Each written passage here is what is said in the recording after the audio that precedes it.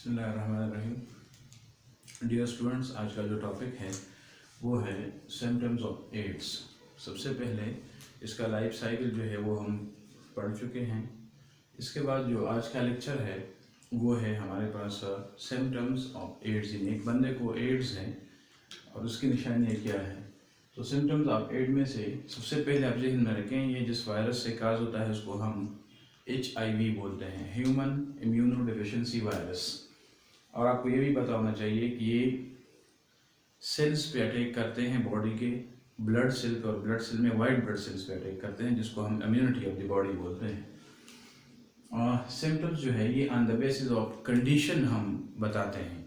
यानी एड्स किसी इंसान को है तो वो किस कंडीशन में है, किस हालत में है, कौन से स्टेज में है। एड्स के हमारे पास 3 स्टेजेस होते हैं, 3 स्टेजेस है। इनमें से जो पहला स्टेज है वो है ए सिम्टोमेटिक कैरियर। सिम्टोमेटिक का लफ्ज़ सिम्टम्स से निकला है, जिसमें कोई एक इंसान को एड्स है और उसके जो एड्स के सिम्टम्स है उसके बॉडी में वो नहीं होते। जिस तरह की एड्स का एक सिम्टम है स्वोलन ग्लैंड्स होते हैं, नाइट स्वेट होता है, परसिस्टेंट डायरिया होता है, वेट लॉस होता है। तो इसी तरह के सिम्टम्स उस इंसान में नहीं होते जिस इंसान को हम एसिम्प्टोमेटिक कैरियर बोलते हैं। सबसे पहले symptoms disappear in having no other symptom for 9 months और लॉन्ग। एक इंसान है इसको एड्स हो गया है तो तकरीबन 9 months तक अगर उसने कोई ब्लड टेस्ट नहीं किया तो उसकी पता उसको नहीं होगा 9 महीने या 9 से ज़्यादा, क्योंकि उसने ब्लड टेस्ट नहीं किया है और सिम्टम्स अपेयर नहीं हुए हैं तो उसको पता नहीं होता।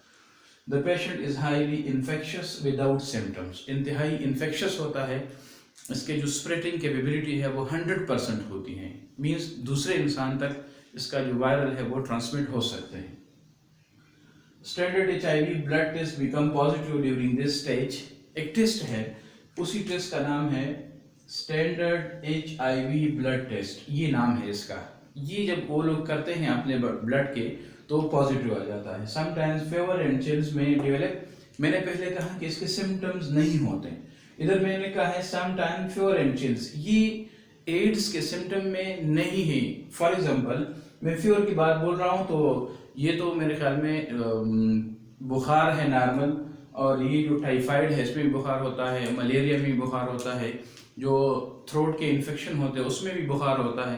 तो ये एड्स के सिम्टम्स नहीं हैं। एसिम्प्टोमेटिक का मतलब है यानी एड्स के जो सिम्टम्स है स्पेशली वो अपेयर नहीं होते हैं। तो पहला स्टेज ये है and this is called the early stage. इसी को हम अर्ली स्टेज बोलते हैं।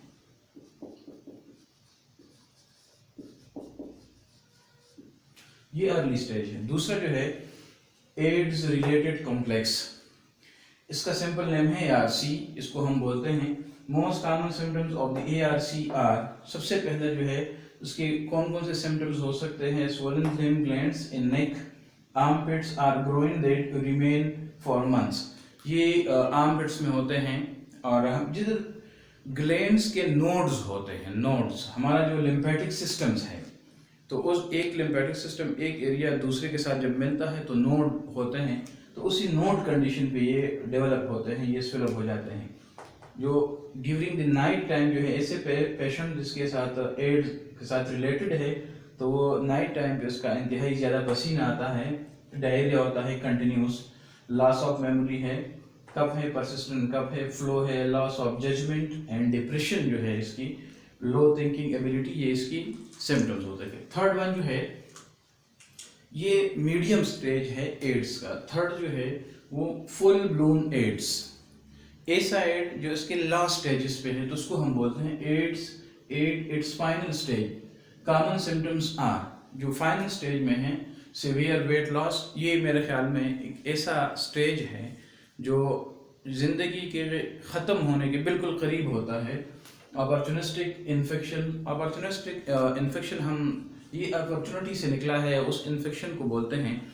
यानी एक पैथोजन है वो इंसान के बॉडी में है, लेकिन वो इंसान के बॉडी के ऊपर जो है इसके जो सिम्टम्स है वो नज़र नहीं आते, लेकिन जब उसको मौका मिलता है कि यार इंसान के बॉडी का जो इम्यूनिटी सिस्टम है वो कमज़ोर हो गया तो फिर वो एक्टिव बन जाते हैं।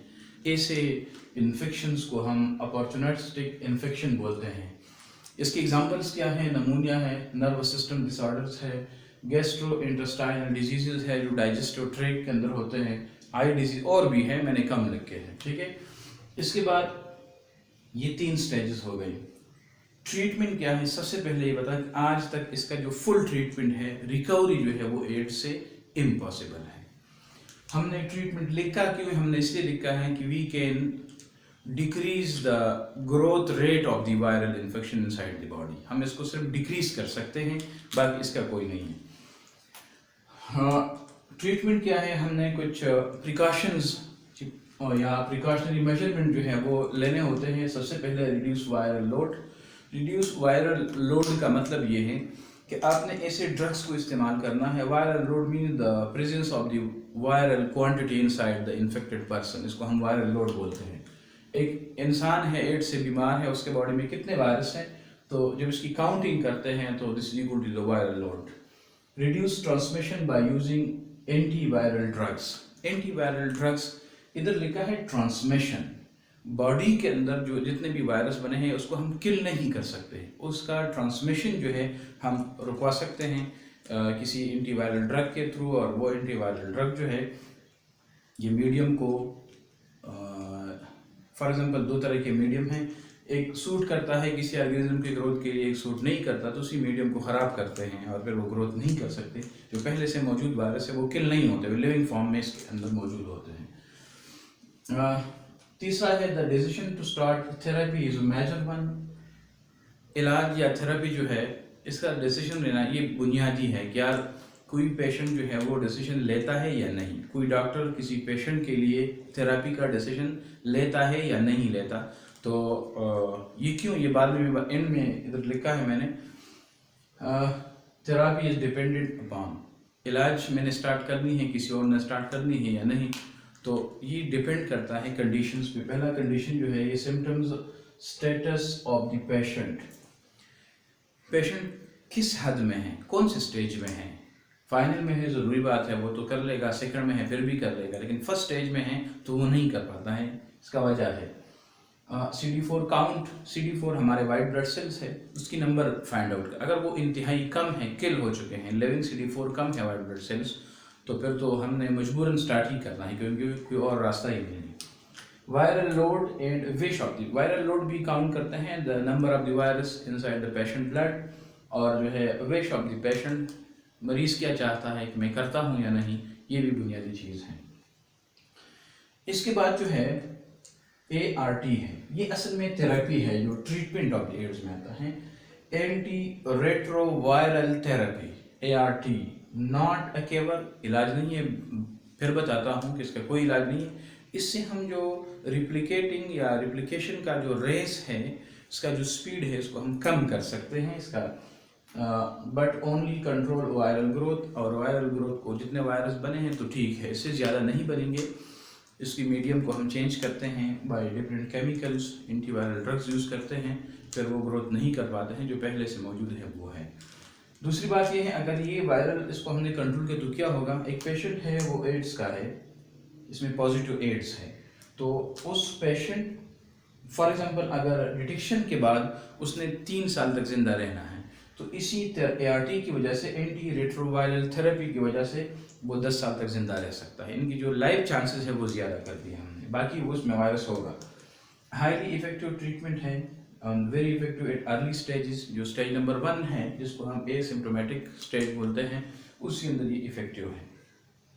इसकी डिसएडवांटेजेस हैं। सबसे पहला डिसएडवांटेज ये है कि ये महंगा है, इसकी कास्ट ज़्यादा है, तो इसीलिए तो डिसएडवांटेज ये हो। दूसरा डिसएडवांटेज ये है कि इसमें टॉक्सिन हो, टॉक्सिसिटी होते हैं। हम केमिकल टॉक्सिक सब्सटेंसेस यूज़ करेंगे जो आपके बॉडी के ऊपर जो है, जाहिरी बात है एक पॉजिटिव रोल प्ले करता है, तो 9 जो है वो उसके नेगेटिव रोल भी हो सकते हैं आपके बॉडी के खिलाफ। और तीसरी बात ये है कि इंसान जो है डेली बेस पे इंतहाई ज़्यादा पिल जो है वो यूज़ करते हैं, फॉर एग्जाम्पल गोलियाँ वो लेते हैं और बहुत ज़्यादा लेते हैं। और एक बात इसके एडिशन में और भी बता दूं कि एड्स के बीमारी में हम कोई सिंगल एंटीवायरल ड्रग यूज़ नहीं करते। This is the collection of the drugs हम यूज़ करते हैं एट अ सिंगल टाइम। और एक ज़बरदस्त बात ये कि एड्स को हम एड्स क्यों बोलते हैं? एक्वायर्ड इम्यूनो डेफिशिएंसी सिंड्रोम एक डिजीज होता है, एक सिंड्रोम होता है, दोनों में थोड़ा सा डिफरेंस है। डिजीज सिंगल डिसऑर्डर को बोलते हैं इनसाइड द बॉडी, और syndrome collection of the disorder at a single time, एक ही वक्त पे। जाहिर बात है किसी का जो इम्यूनिटी सिस्टम है वो अगर किल हो गया, वो ख़राब हो गया किसी पैथोजन की वजह से, HIV वायरस की वजह से, तो वो तो सिंगल बीमारी एड्स नहीं होगी, वो एड्स खुद ब खुद बजाते खुद कोई बीमारी नहीं है। एड्स हमारे इम्यूनिटी को ख़राब करते हैं, जिसकी वजह से बहुत टाइप के पैथोजन हमारे बॉडी के ऊपर अटैक कर सकते हैं, इसलिए हम इसको सिंड्रोम बोलते हैं, collection of diseases. Thank you.